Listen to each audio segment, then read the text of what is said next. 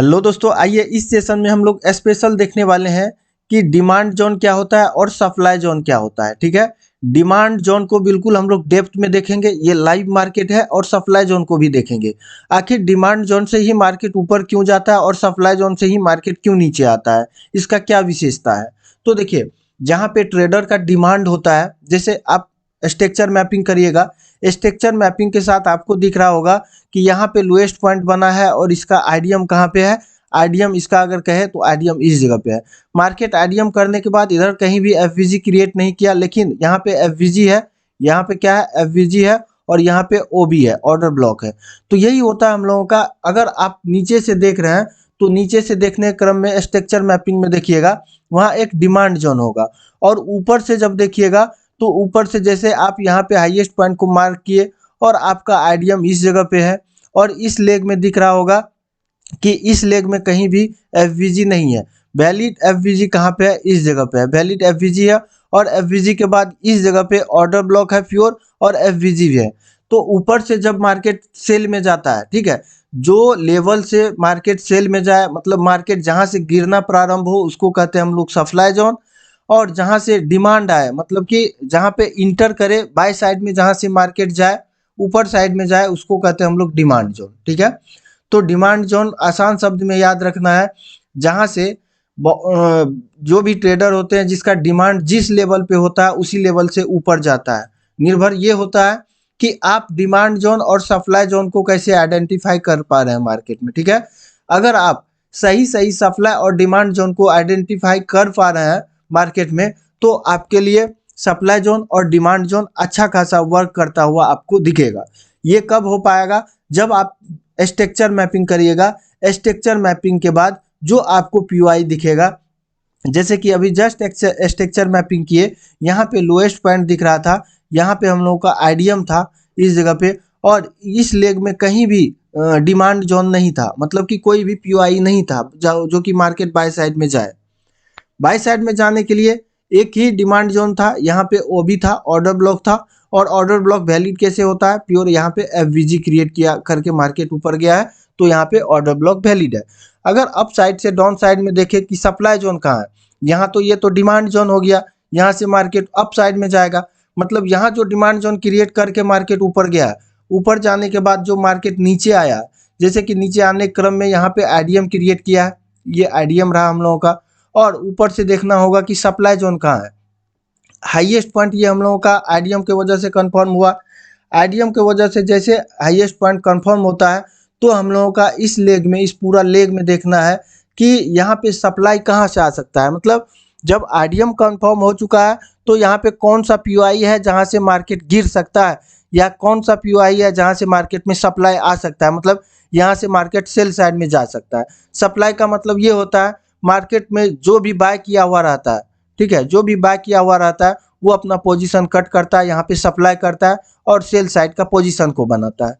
तो जिस प्रकार से हम लोग यहाँ पे हाईएस्ट पॉइंट के लिए इस आईडीएम को देखें, और मार्केट में इस लेग में हम लोग देख रहे थे कि यहाँ पे पीओआई कहाँ पे है, तो इस लेग में हम लोग को पीओआई नहीं दिख रहा था, लेकिन इस जगह पे पीओआई दिख रहा था। साथ में क्या था, ये मिडिकेट था।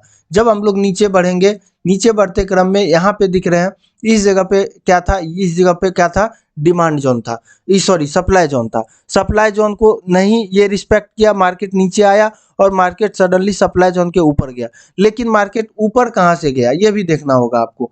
जो हम लोग पहले डिसाइड कर चुके थे, ये लोएस्ट पॉइंट के लिए ये जो आईडीएम था हम लोगों का आइडेंटिफाई का था, और यहाँ पे ऑर्डर ब्लॉक था, और साथ में क्या था, एफवीजी था। ठीक है, साथ में क्या था, एफवीजी था।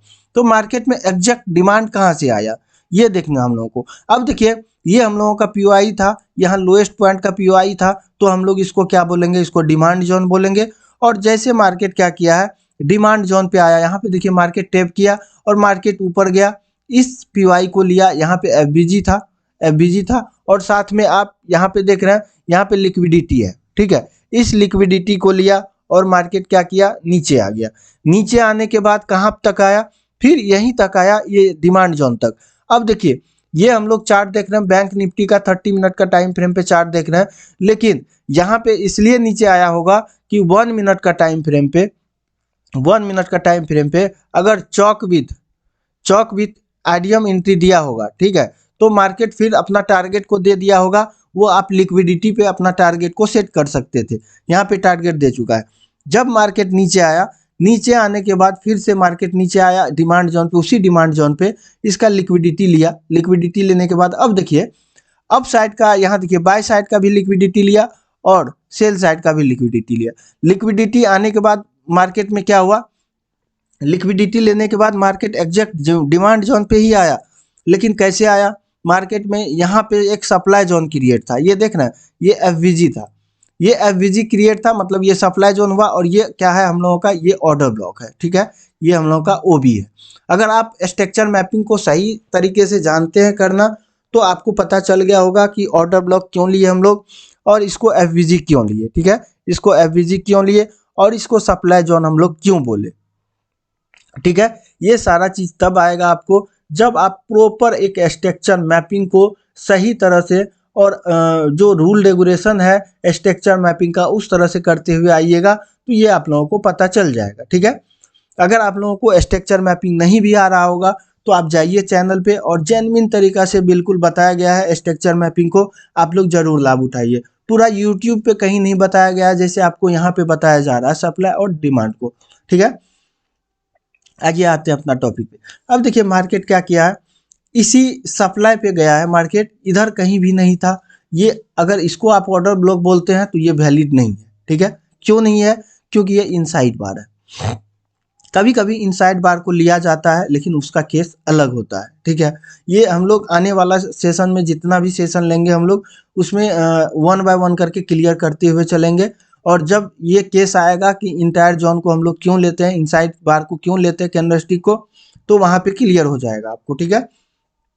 अब देखिए मार्केट यहाँ सप्लाई जोन क्रिएट करते हुए क्या किया था, नीचे आया था। अब एग्जैक्ट मार्केट देखिए सप्लाई जोन पे गया मार्केट, और सप्लाई जोन पे टैप करने के बाद मार्केट आप देख रहे हैं यहाँ से कितना पॉइंट गैप डाउन ओपनिंग हुआ।